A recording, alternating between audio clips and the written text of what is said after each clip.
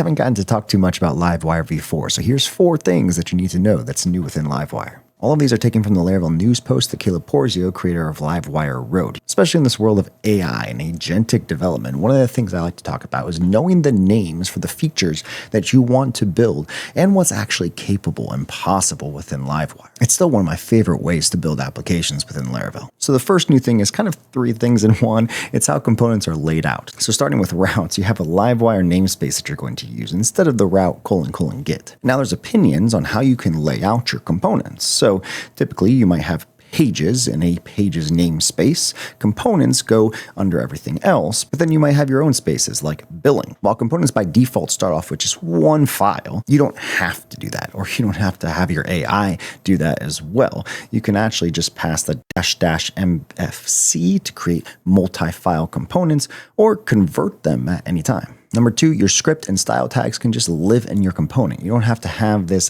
@script or push the styles somewhere else. If you want to do it just in one component, you can. Number 3, islands. This is a big one because it's helpful for you to know what these are so that as you write your code or have AI write your code for you, you know exactly when they come in handy. You can think of them as isolated regions within a component that update independently. So let's say you need to do an expensive backend request, maybe exporting a large amount of data.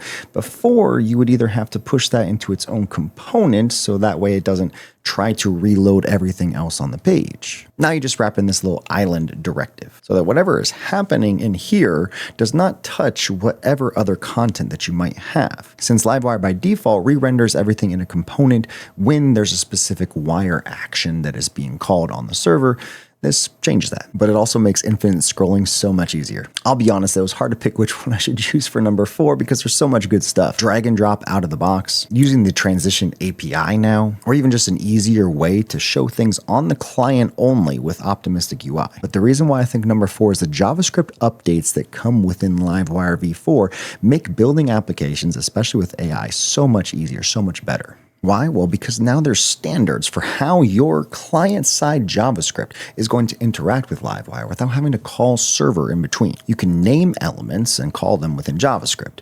You can return data with a JSON attribute method directly to JavaScript, essentially making it easy to filter on the client when you have a server-side search. Now, Laravel starter kits are already up to date within Livewire V4, and Flux UI, the free version that ships with those starter kits, already makes use of all the things that Livewire gives you out of the box. But as you build applications within Livewire, especially with AI-assisted development, it's helpful to know what's capable, what's possible within Livewire, pretty much anything, so that way you're not trying to reinvent the wheel.